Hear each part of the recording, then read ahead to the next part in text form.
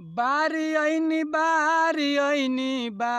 ऐनी हो छठी माई घाटे दियरी।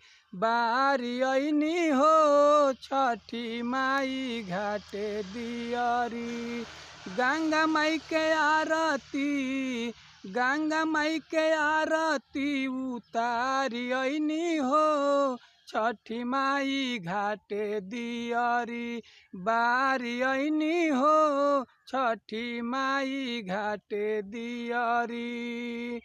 जुटल बरतिया रघ देवे नाथ के कोसिया भराला छठी माई के घाटे रात के।